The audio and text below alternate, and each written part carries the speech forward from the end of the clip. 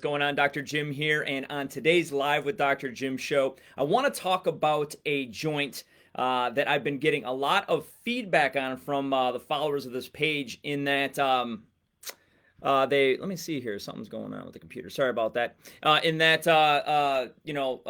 been listening, and you guys wanted to get some more information surrounding the hip joint. And so on today's live video, what I want to do is I want to go over a couple stretches that are very simple and very effective in helping you to be able to do very simple tasks like maybe getting your shoes and socks on, fancy that, or possibly even something as simple as clipping the toenails. So as you are coming in here, let me know, number one, if you can hear me and see me well, and if this is the first time you are coming into a Live with Dr. Jim show, drop your name in the comment section. Let me know where you're listening in from so I can give you a shout out. If you don't know who the heck I am Dr. Jim. Nice to meet you. I'm a licensed physical therapist here in the state of Michigan, and I love helping people get better without drugs and surgery and unnecessary heartache, because sometimes you can get a lot better in your life if you do some simple things like stretch, like exercise, like move on a regular basis.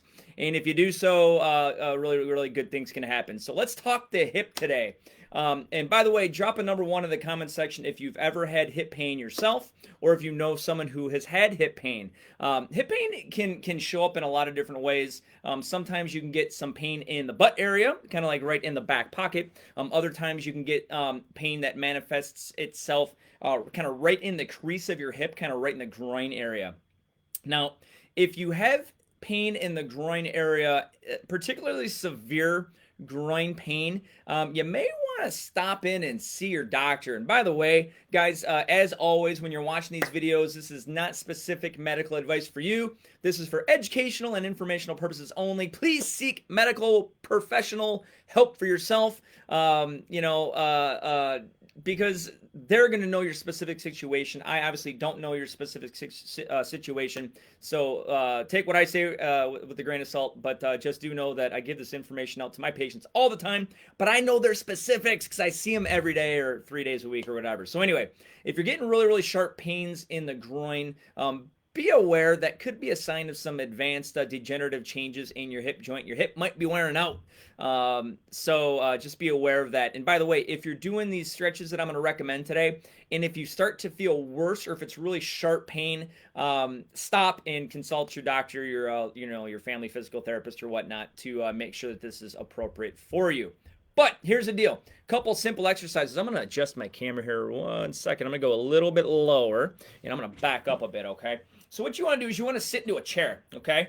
And preferably with your hips a little bit higher than your knees if you can. That allows you to keep a subtle, soft curvature in your lower back, okay? That's going to protect your spine during this activity. Then what you want to do is you want to pick whichever leg is sore, whatever hip is tight, and you're going to see if you can't help lift your leg up to where your foot is up across your knee, okay?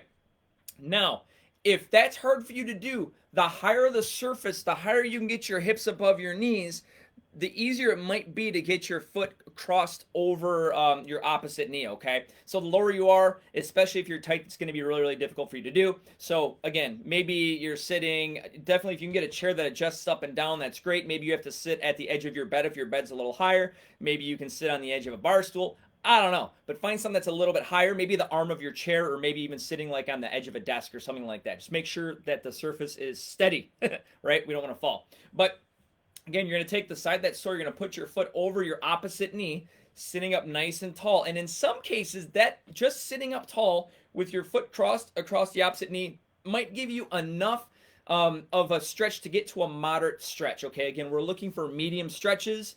We've got to find the sweet spot between wimp and jerk, okay? If you stretch too wimpy, then it's hard to expect a result. If you stretch too severely, then you can, there's a potential for you to be super sore. So you got to find that sweet spot between wimp and jerk. Don't be a wimp. Don't be a jerk to yourself. So you're going to sit up tall.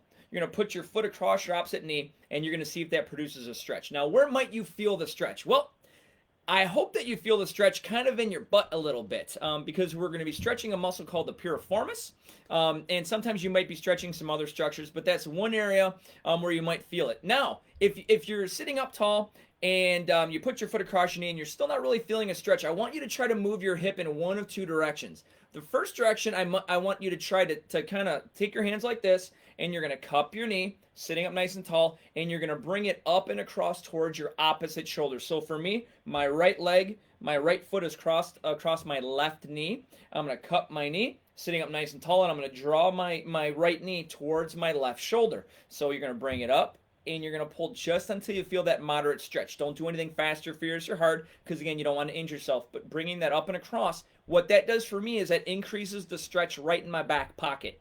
And again, to me, this feels about moderate. So I'm going to hold that stretch for about 30 seconds, and I'm going to do it probably 2 or 3 times until I feel it nice and loosened up. And then I'm going to repeat on the opposite side, bringing my left foot across my right knee, sitting up nice and tall, cupping my left knee, bringing it across towards my right shoulder. That feels nice and moderate. Ooh, that feels good. And again, I'm going to hold that and 30 seconds, and I'm going to do it 3 times. I'll probably alternate back and forth, or you can do 3 times on the left, 3 times on the right, whatever works for you.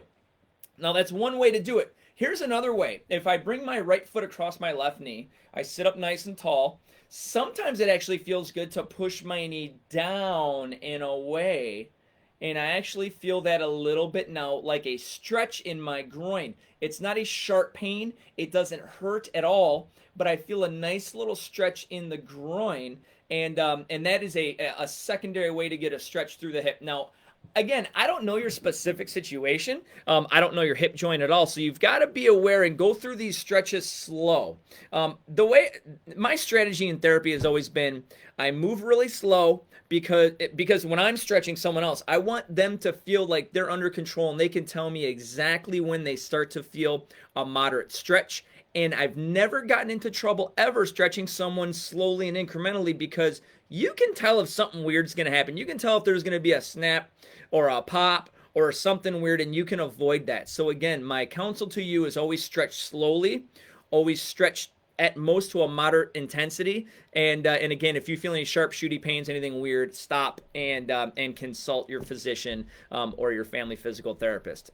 So hopefully you got some value from today's stretching exercises. And again, you know, it's the little things that make the big things. Boy, if you can get your shoes and socks on independently, if you can clip those darn toenails independently, that really can improve, you know, your life, because who wants to, you know, bother other people and have to use assistive devices and stuff like that. So anywho, I hope you got some value. By the way, I just have to do a shameless plug and promotion for my new website. It's not really that new. I actually started it back when the pandemic started, way back in March of 2020. The website's called ptinstantly.com. If you're a part of my newsletter, you've obviously gotten some promotional material regarding that. It's not a promo fest. Trust me, I give daily tips in my emails on how to basically improve your life with very simple tips and strategies surrounding exercise and mobility. But this website in particular, you know, the way I saw it is that about 75% of what I do in the clinic is consulting. And some people just still, even today with vaccines rolling out and with cases dropping, they still don't feel comfortable being around crowds. They still don't feel comfortable coming into the clinic. And so I thought, what might I do in order to help to serve the public in a way to where we can still get 75% of what I do in the clinic out to the people? And that's how ptinstantly.com was born. So I will put the link in the description if you want to go over there and check it out. I basically brain dumped, 12, 13 years worth of information into videos, short consumable videos that you can use. That's everything from A to Z when it comes to physical therapy, from ankles, necks, backs, hips, everything is in there, and I think you'll really enjoy it. So anyway, ptinstantly.com. I hope you've enjoyed the video, and I look forward to sharing with you again in the near future. So with that, have a great rest of your day. Take care, and God bless you.